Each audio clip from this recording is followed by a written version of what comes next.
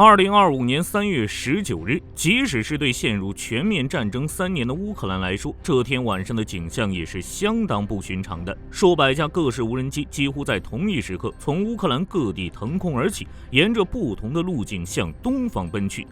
7天前，美国和乌克兰在沙特阿拉伯举行会谈，乌克兰同意美国的条件，愿意暂时停火30天，但俄罗斯总统普京似乎并不买账，断然拒绝了这一提案。但普京并没有想到的是，他很快就要为傲慢付出代价。3月20日清晨，防空警报划破冰冷的空气。睡眼惺忪的萨拉托夫市民被密集的轰鸣声惊醒，随即一团巨大的火球划破朝霞，从地平线上升起，无形的冲击波破坏了周围的建筑。高耸入云的烟柱昭示着乌克兰的无人机又一次成功地突袭了恩格斯空军机场。然而令人感到费解的是，虽然乌克兰的空袭动静不小，但似乎只有2架老式的图95在空袭中受损。那么乌克兰对恩格斯机场的空袭为何能够屡屡得手？巨大爆炸的背后隐藏着的又是俄军的什么秘密？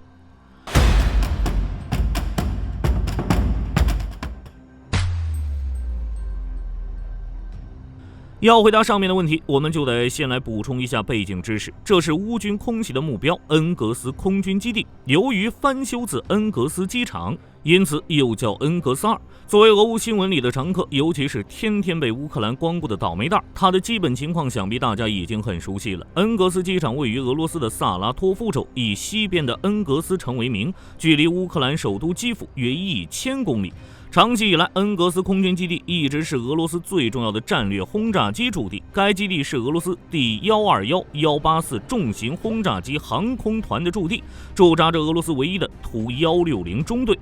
从上面这2点，我们不难看出，由于航程近、设施全，恩格斯空军基地在俄乌战争中的位置非常突出。大量的图95、图22和图160以恩格斯机场为中心，空袭轰炸乌克兰境内的目标，对乌克兰军民的威胁不可谓不大。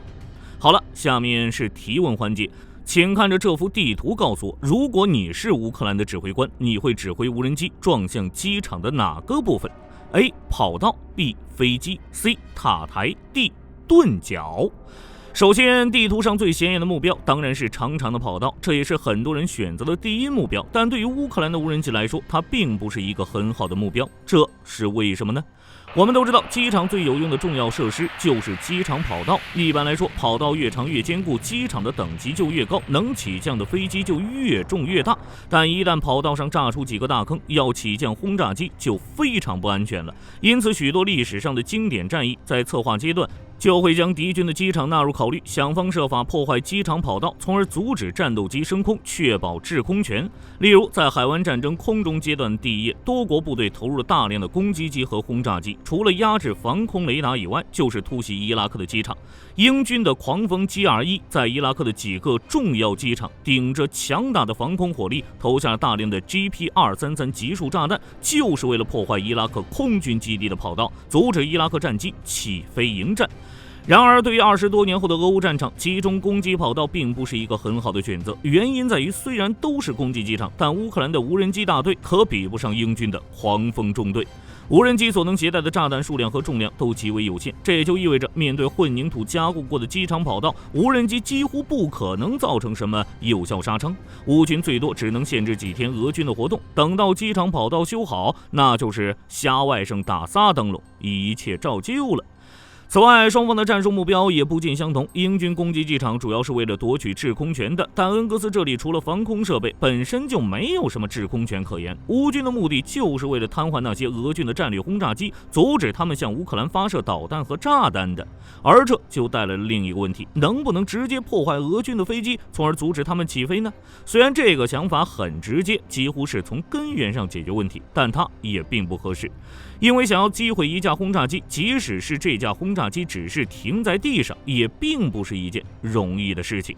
首先，现在俄乌战场的复杂电磁环境，大家也都是知道的。远程无人机和导弹的精度都算不上非常的高，就算是图160和图95，一展都超过了50米，无人机也做不到百发百中。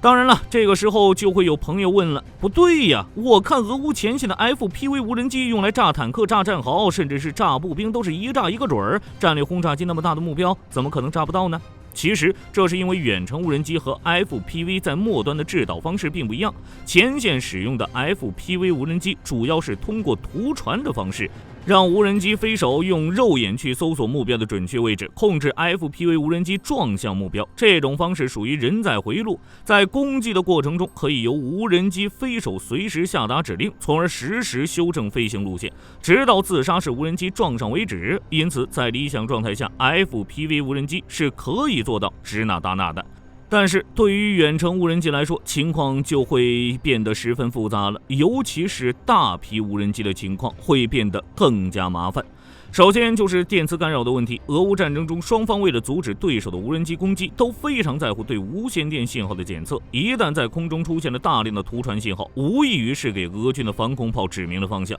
远程自杀式无人机隐蔽性强的优势也就荡然无存了。因此，为了避免这个问题，远程无人机的工作模式被分成了2个主要阶段。首先是巡航阶段，此时的无人机会依赖卫星定位系统给出的坐标，沿着设定好的路径低调突破防空区。在这个过程当中，除非是敌军的雷达主动开机搜寻空域中的飞行器，否则根本无法做到提前感知、提前预警。而且就算是24小时不间断扫描空域，无人机也能在地面杂波的帮助下躲过绝大多数的监视手段。等到了目标附近，无人机就可以使用内置的一些传感器来精确定位目标，例如红外传感器可以用来锁定具有热信号的目标，图像传感器也就是所谓的摄像机可以通过一些实时的图像识别算法来分析目标特征，从而实现对目标的精准打击。不过这都是理论上的，在实际应用当中，不论是图像识别还是红外成像，都会面临现实世界的各种干扰，因此也很难称得上是百发百中。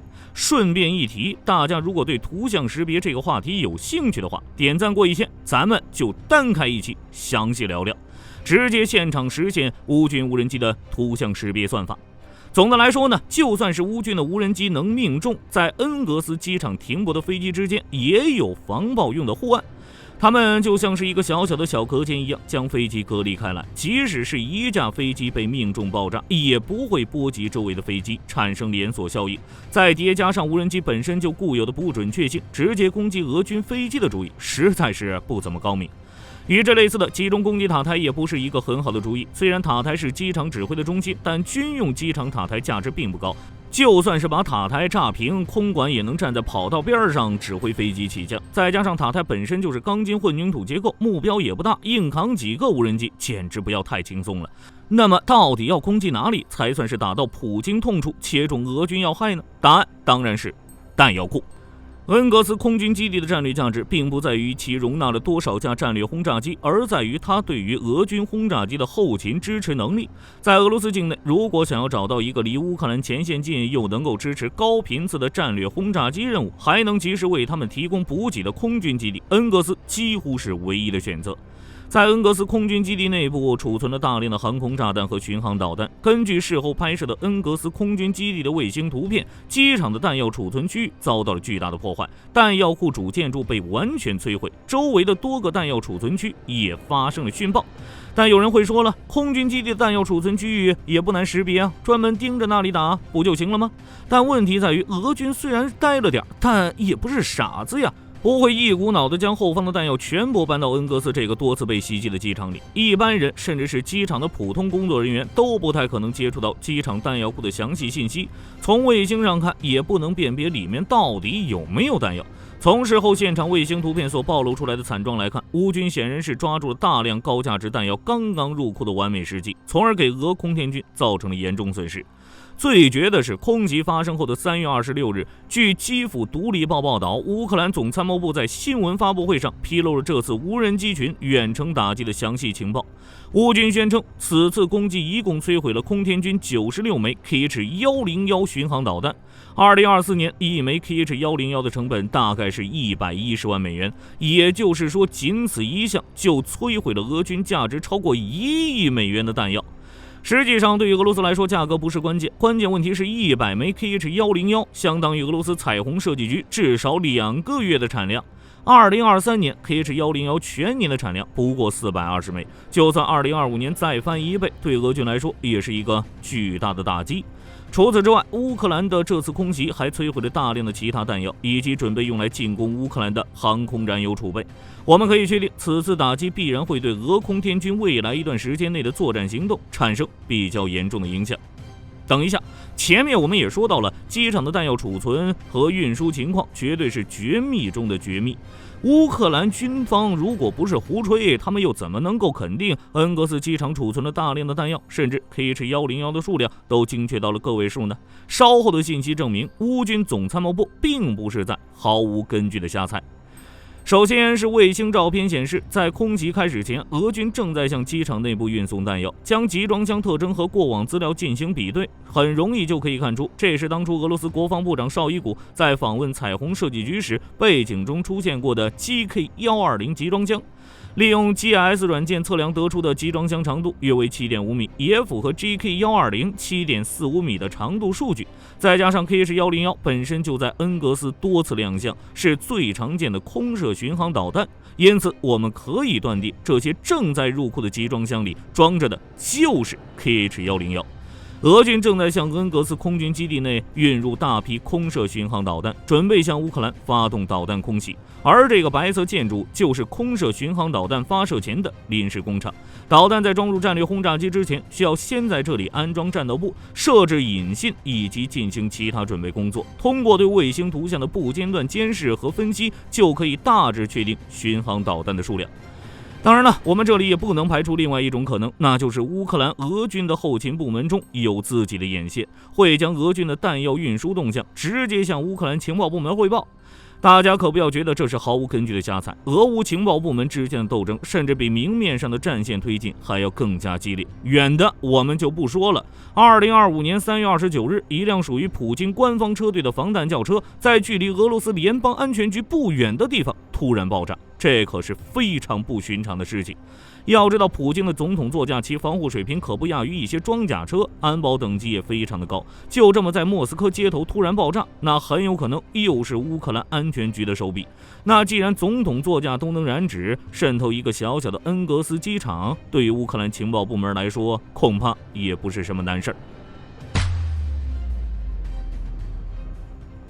通过对恩格斯机场战力的分析，有这样几个结论，非常的发人深省。首先，乌克兰对恩格斯机场的突袭证明，现代的远程打击手段已经不再局限于战略轰炸机、巡航导弹和弹道导弹等大家伙了。即使是价格低廉的无人机，也可以形成足够有效的战力，来攻击数百甚至上千公里以外的战略目标。当然，在很大程度上，这是因为乌克兰缺乏其他的远程打击手段，只能用无人机来完成原来巡航导弹的工作。但从结果来看，成本低廉、技术门槛低的远程自杀式无人机已经足以对付俄罗斯这个世界前几的军事大国了。由于俄罗斯国土面积广袤，有限的防空资源，想要面面俱到，显然是不可能的。再加上俄罗斯本土的对空监视系统很难及时发现飞行速度慢、飞行高度低的自杀式无人机，早期预警基本上是无从谈起，只能任由乌克兰无人机百般凌辱。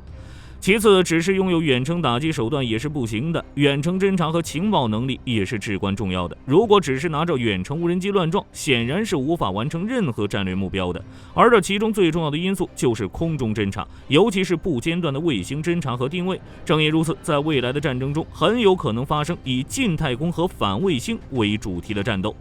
第三，空袭恩格斯机场的战力反映出俄罗斯空天军现代化程度不高，防空指挥不当的巨大问题。自2024年12月起，加上3月20日这次空袭，乌军已经使用无人机攻击了5次恩格斯机场了。即使是在这样的情况下，俄军依然毫无遮掩，大摇大摆地向恩格斯机场运入大量弹药。如果不是过于傲慢，就是已经蠢到没脑子了。总的来说，乌克兰能够打击俄罗斯境内如此深远的战略目标，表明其对无人机技术的应用已经到了炉火纯青的地步。对恩格斯机场的持续袭击表明，乌军的行动并非出于机会主义，而是一项精心策划过的行动。